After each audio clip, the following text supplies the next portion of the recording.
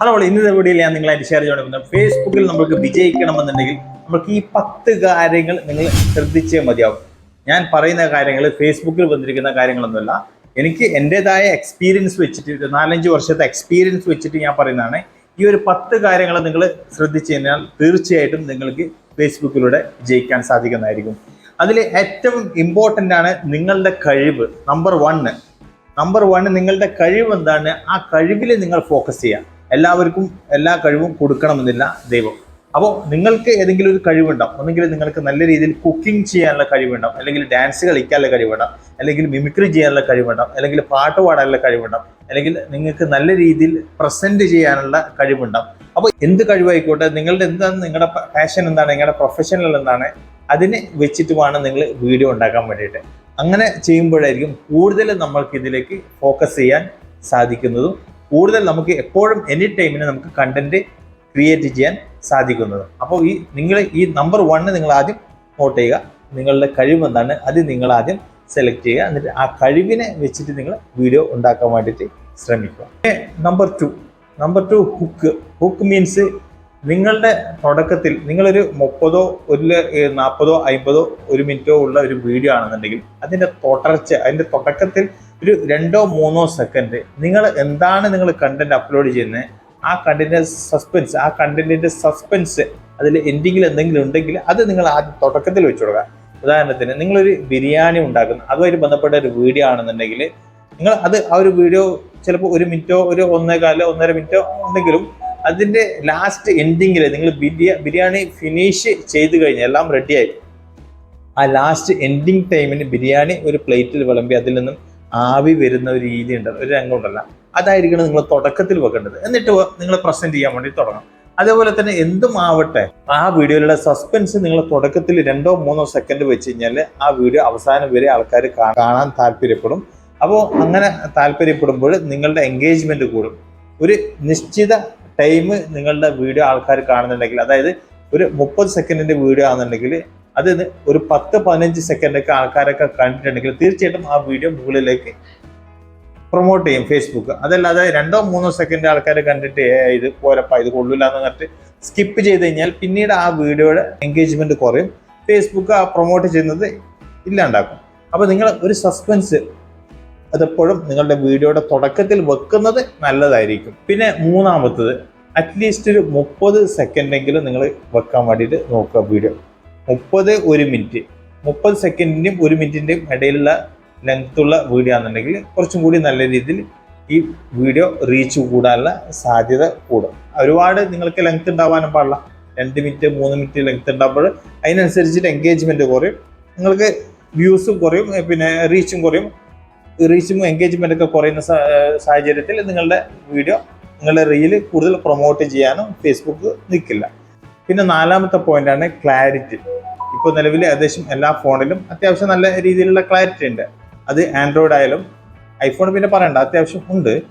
പിന്നെ അതുപോലെ തന്നെ മറ്റുള്ള വിവോ ആയാലും റിയൽമി ആയാലും ഏത് ഫോണിലായാലും അത്യാവശ്യം നല്ല രീതിയിൽ ക്ലാരിറ്റി ഉണ്ട്.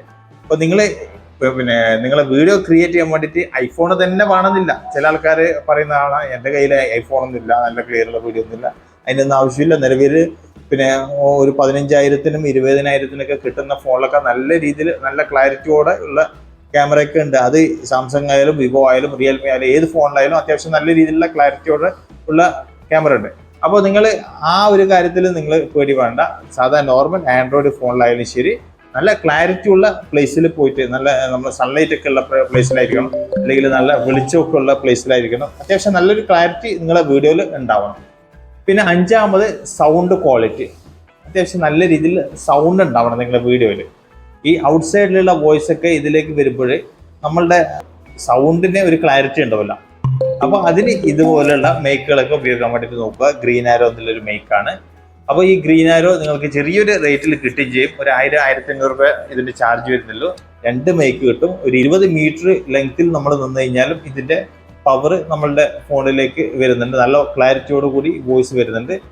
അപ്പോൾ ഈ ഒരു മേക്ക് നിങ്ങൾ ചൂസ് ചെയ്യാൻ വേണ്ടിയിട്ട് നോക്കുക. ഞാൻ ഒരു സജസ്റ്റ് ചെയ്യുന്നതാണ്, നിർബന്ധിക്കുന്നില്ല. അത്യാവശ്യം ഞാനിപ്പോൾ 2-3 വർഷത്തോളം ഈ മേക്കിനെ യൂസ് ചെയ്യുന്നത്, യാതൊരു കുഴപ്പമില്ല. അപ്പം നല്ല ഒരു ക്ലാരിറ്റി, ഒരു സൗണ്ട് ക്വാളിറ്റി അത്യാവശ്യം നല്ല രീതിയിൽ വേണം. പിന്നെ 6-മത്തെ പോയിന്റാണ് കൺസിസ്റ്റൻസി. നിങ്ങൾ ഇന്നൊരു വീഡിയോ ഇട്ട് പിന്നെ 3 ദിവസമോ 4 ദിവസമോ 5 ദിവസമോ ഇട്ടതിന് ശേഷം ദിവസത്തിന് ശേഷം ഒരു വീഡിയോ ഇട്ടിട്ട് ഒരു കാര്യമില്ല. അപ്പോൾ കൺസിസ്റ്റൻ്റ് ആയിട്ട് നിങ്ങൾ അപ്ലോഡ് ചെയ്യാൻ വേണ്ടിയിട്ട് നോക്കുക. കൺസിസ്റ്റൻ്റ് നിങ്ങൾ കീപ്പ് ചെയ്ത് കഴിഞ്ഞാൽ നിങ്ങളുടെ ഗ്രോത്ത് എപ്പോഴും സ്റ്റേബിൾ ആയിട്ട് തന്നെ ഉണ്ടാവും. അല്ലാതെ വല്ലപ്പോഴും നമ്മളൊരു വീഡിയോ ഇടാന്നുണ്ടെങ്കിൽ നമുക്ക് ആ റീച്ച് എൻഗേജ്മെൻ്റ് ഒക്കെ ഡൗൺ ആയിട്ട് നമുക്ക് നമ്മുടെ ആ ഗ്രോത്ത് നഷ്ടപ്പെട്ടേക്കാം. ഓക്കെ. 7ാമത്, നിങ്ങൾ കൂടുതലായിട്ടും ഈവനിങ് ടൈം നിങ്ങൾ വീഡിയോ ഷെയർ ചെയ്യാൻ വേണ്ടിയിട്ട് നോക്കുക. ഒരു 5 മണി മുതൽ 8 മണിൻ്റെ ഇടയിലുള്ള ടൈമിൽ, ഏത് ടൈമിലായാലും ശരി, നിങ്ങൾ ആ സമയത്ത് നിങ്ങൾ റീൽ ഷെയർ ചെയ്യാൻ വേണ്ടി നോക്കുക. ആ സമയത്ത് ഇടുമ്പോഴായിരിക്കും കുറച്ചും കൂടി നിങ്ങൾക്ക് നല്ല രീതിയിൽ റീച്ച് കൂടുതൽ കിട്ടാനുള്ള സാധ്യത ഉണ്ടാവുന്നത്. പിന്നെ 8ാമത്, നിങ്ങളുടെ റീലിൽ ആര് എന്ത് കമൻറ്റ് ഇട്ട് കഴിഞ്ഞാലും അതിന് റിയാക്ട് ചെയ്യാൻ വേണ്ടിയിട്ട് നോക്കുക. കമൻറ്റ് കൂടുമ്പോഴാണ് നമ്മുടെ റീൽസിൻ്റെ എൻഗേജ്മെൻറ്റ് കൂടുന്നത്. അതുപോലെ തന്നെ ലൈക്ക് ഇട്ട് കഴിഞ്ഞാൽ, അതുപോലെ പിന്നെ എന്തും ആവട്ടെ, എൻഗേജ്മെൻറ്റ് കൂടുന്നുണ്ടെങ്കിൽ നമ്മൾ റിയാക്ട് ചെയ്യണം. അതും നമ്മൾ വിജയിക്കാനുള്ള ഒരു പ്രധാന ഘടകം തന്നെയാണ്. 9ാമത്, നമ്മൾ ആരൊക്കെയാണോ സപ്പോർട്ട് ചെയ്യുന്നത് അവരുടെ അക്കൗണ്ടിൽ നമ്മളും പോയിട്ട് സപ്പോർട്ട് ചെയ്യാൻ വേണ്ടിയിട്ട് ശ്രമിക്കുക. മനസ്സിലായോ? നമ്മളെ കണ്ടിന്യൂ നമ്മൾ സപ്പോർട്ട് ചെയ്യുന്ന ടീമിനെ അവരുടെ പ്രൊഫൈൽ പോയിട്ട് അവരുടെ കണ്ടന്റ് ഒക്കെ നോക്കിയിട്ട് അവർക്കും നമ്മൾ സപ്പോർട്ട് ചെയ്യാൻ വേണ്ടിയിട്ട്. അപ്പോൾ ഇങ്ങനെ നമ്മൾ ചെയ്യുമ്പോൾ ഒരു ബന്ധം, ഒരു അറ്റാച്ച്മെന്റ് എപ്പോഴും ഫേസ്ബുക്കിൽ ഉണ്ടാവും. അപ്പോൾ നമ്മൾ എന്ത് വീഡിയോ ഇട്ട് കഴിഞ്ഞാലും മറ്റുള്ളവരെ സപ്പോർട്ട് നമ്മൾക്ക് ലഭിക്കാനുള്ള സാധ്യത കൂടും. തുടക്കത്തിൽ തന്നെ ഒരു 10 ലൈക്കും 15 ലൈക്കും ഒരു 10-15 കമന്റ് ഒക്കെ വരുമ്പോൾ അത്യാവശ്യം നല്ല രീതിയിൽ ആ വീഡിയോ ഗ്രോത്ത് ആവാനുള്ള സാധ്യത ഉണ്ടാവും. പറയാൻ പോകുന്നത് ഈ 10ാമത്തെ പോയിന്റ് മീൻസ് തമ്പനെയിൽ. നമ്മൾ ഏറ്റവും ഇമ്പോർട്ടൻറ്റ്, അത് ലോങ് വീഡിയോ ആയാലും ശരി ഷോർട്ട് വീഡിയോ ആയാലും ശരി, അതിൽ ഏറ്റവും ഇമ്പോർട്ടൻ്റ് ആണ് അതിൽ തമ്പനെയിലുള്ള പിക്ചർ. ഒരു വീഡിയോയുടെ പലതരത്തിലുള്ള രംഗങ്ങളും ആ വീഡിയോയിലുണ്ടാവും. അതിൽ ഏറ്റവും കൂടുതൽ ആൾക്കാർ ക്യാച്ച് ചെയ്യുന്ന, ആൾക്കാരെ ക്ലിക്ക് ചെയ്യാൻ വേണ്ടിയിട്ട് താല്പര്യം കൊടുക്കുന്ന ഒരു രംഗം ഉണ്ടാവും നിങ്ങളുടെ ആ വീഡിയോയിൽ. ആ രംഗമായിരിക്കും നമ്മൾ തമ്പനെയിൽ വെക്കേണ്ടത്. ഉദാഹരണത്തിന് ഞാൻ ഇതിൽ കാണിക്കുന്നത് പോലെ നമ്മൾ ഫേസ്ബുക്കിൽ തന്നെ റീൽ അപ്ലോഡ് ചെയ്യുന്ന സമയത്ത് നമുക്ക് തമ്പനെയിൽ വെക്കാനുള്ള ഒരു ഓപ്ഷൻ അവിടെ ഉണ്ട്. അപ്പോൾ നമ്മൾ അവിടെ ചൂസ് ചെയ്തിട്ട് നമുക്ക് ഏത് രംഗമാണോ വേണ്ടത് ആ രംഗം നമ്മൾ ക്ലിക്ക് ചെയ്തിട്ട് സെലക്ട് ചെയ്ത് കൊടുക്കുക. ആ രംഗം മറ്റുള്ളവർ കണ്ടു കഴിഞ്ഞാൽ ക്ലിക്കും ചെയ്യണം. അതിൽ നിങ്ങൾ എന്തെങ്കിലും ടൈപ്പ് ചെയ്തിട്ട് മുൻകൂട്ടി നിങ്ങൾ അപ്ലോഡ് ചെയ്യുന്ന സമയത്ത് അവിടെ ടൈപ്പ് ചെയ്യാനുള്ള ഓപ്ഷൻ ഉണ്ട്. അവിടെ ടൈപ്പ് ചെയ്തിട്ട് ക്ലിക്ക് ചെയ്യാൻ പറ്റുന്ന രീതിയിൽ എന്തെങ്കിലും ടൈപ്പ് ചെയ്തിട്ട് കൊടുക്കുന്നതും നല്ലതായിരിക്കും. അപ്പോൾ അത് കണ്ടിട്ട് വേണം ആൾക്കാർ ക്ലിക്ക് ചെയ്തിട്ട് നമ്മുടെ വീഡിയോ കാണാൻ വേണ്ടിയിട്ട്. അപ്പം തമ്പനെയിൽ. അപ്പോൾ ആ ഒരു കാര്യം കൂടി നിങ്ങൾ ശ്രദ്ധിക്കുക. അപ്പോൾ ഈ മൊത്തത്തിൽ ഈ 10 കാര്യങ്ങൾ, ഇതെല്ലാം ഫേസ്ബുക്കിലൊന്നും പറയുന്നില്ല, ഇതൊക്കെ എൻ്റെ എക്സ്പീരിയൻസ് വെച്ചിട്ട് പറയുന്നതാണ്. അപ്പോൾ ഈ 10 കാര്യങ്ങൾ നിങ്ങൾ എപ്പോഴും ശ്രദ്ധിച്ചു കഴിഞ്ഞാൽ തീർച്ചയായിട്ടും നിങ്ങൾക്കും ഫേസ്ബുക്കിൽ നല്ല രീതിയിൽ വിജയിക്കാൻ സാധിക്കുന്നതായിരിക്കും.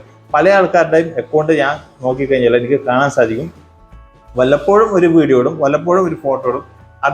അതും ഒരു വെല്ലും ബ്രേക്കും ഇല്ലാത്ത രീതിയിൽ, ഒരു വ്യക്തത ഇല്ലാത്ത രീതിയിലൊക്കെ ആയിരിക്കും ഇവരുടെയൊക്കെ പേജും അതുപോലെ തന്നെ പ്രൊഫൈലൊക്കെ നോക്കിക്കഴിഞ്ഞാൽ കാണാൻ സാധിക്കുന്നത്. അതുകൊണ്ടാണ് ഞാൻ എല്ലാവർക്കും മനസ്സിലാവുന്ന രീതിയിൽ, അതായത് തുടക്കക്കാർക്കും ഈ കാര്യങ്ങളൊക്കെ ഒന്ന് മനസ്സിലാക്കി കൊടുത്ത് കരുതിയിട്ട് ഇങ്ങനൊരു വീഡിയോ ചെയ്ത് ഏകദേശം കാര്യങ്ങളൊക്കെ നിങ്ങൾക്ക് മനസ്സിലായി എന്ന് കരുതുന്നു. വീഡിയോ ഇഷ്ടപ്പെട്ടു കഴിഞ്ഞാൽ ലൈക്ക് ചെയ്യാൻ മറക്കരുത്. സബ്സ്ക്രൈബ് ചെയ്ത് കഴിഞ്ഞാൽ ഇതുമായി ബന്ധപ്പെട്ട വീഡിയോ ഇനിയും നിങ്ങളുടെ മുന്നിൽ വന്നുകൊണ്ടിരിക്കും. ഫേസ്ബുക്കിലാണെന്നുണ്ടെങ്കിൽ ഫോളോ ചെയ്യാൻ മറക്കരുത്. വീണ്ടും അടുത്തൊരു വീഡിയോ ആയിട്ട് കാണുന്നവർക്കും ഗുഡ് ബൈ, ജയ് ഹിന്ദ്.